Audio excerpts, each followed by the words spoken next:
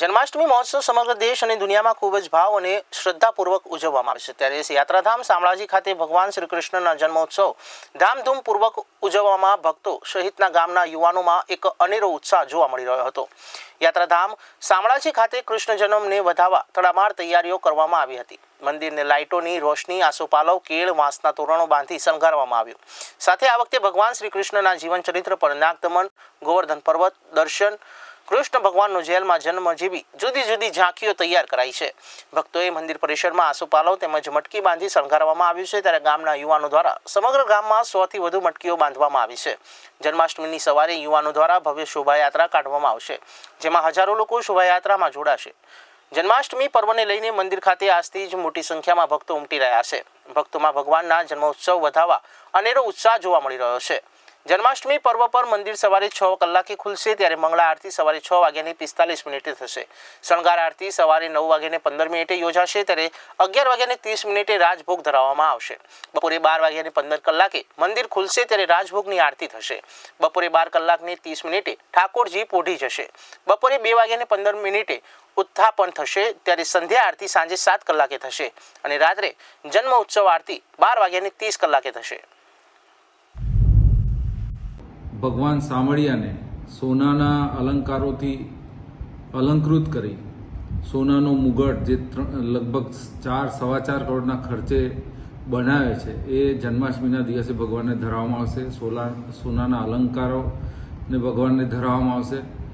એ સિવાય ફૂલો અને આસોપાલવના તોરણોથી મંદિરને સુસજ્જ કરાશે, સુશોભિત કરાશે। દિવસે બપોરે ગામના યુવક મંડળ દ્વારા ભવ્ય શોભાયાત્રા નીકળે છે, મટકી ફોડના કાર્યક્રમો થાય છે। સાંજે લાઇટ એન્ડ સાઉન્ડ શો તો એ દિવસે વિશેષ 2 વાર ચલાવવું એવું અમે વિચાર્યું છે અને રાત્રે 9 વાગે ગુજરાતના સુપ્રસિદ્ધ કલાકારો દ્વારા ભજન સંધ્યાનું સુંદર આયોજન મંદિર ટ્રસ્ટ દ્વારા થયું છે। રાત્રે 12 વાગે ભગવાનનો જન્મ અને 12:30 વાગે ભગવાનની આરતી થશે અને 12:45 વાગે મંદિર બંધ થશે। આવતીકાલે કૃષ્ણ જન્મોત્સવ છે, ત્યારે શામળાજી યુવક મંડળ દ્વારા દર વર્ષની જેમ આ વર્ષે પણ જન્માષ્ટમી પર્વની ધામધૂમથી તૈયારી ચાલી રહી છે। પૂરજોશમાં તેના ભાગરૂપે દર વર્ષની જેમ આ વર્ષે પણ આસોપાલવથી આખું ગામ શણગારવામાં આવશે। 108 મટકી ફોડનો કાર્યક્રમ કરવાના છે। વિવિધ પ્રકારના અમે અહીંયા શોભાયાત્રા નીકળશે કાલે, પરત 4 વાગે પાછી મંદિરમાં આવશે। તેમાં 200 કિલો અંદાજિત ગુલાલનો છંટકાવ થશે ગામ પર અને દર વર્ષની જેમ આ વર્ષે પણ એ જ શ્રદ્ધાળુ અને એ જ ઉત્સાહથી અમે શોભાયાત્રાનું આયોજન કરેલું છે।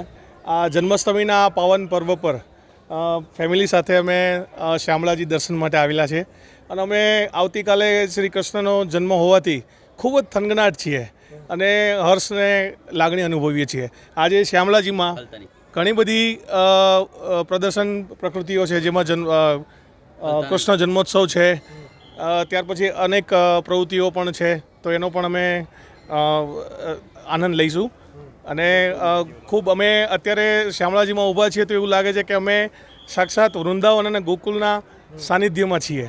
કેટલા સમયથી આવો છો? કોણ કોણ આવો છો? શામળાજી અમે હર વર્ષે આવીએ છીએ અને ફેમિલી સાથે દર્શન માટે નીકળીએ છીએ, ને આ વર્ષે ખૂબ જ આનંદ થાય છે।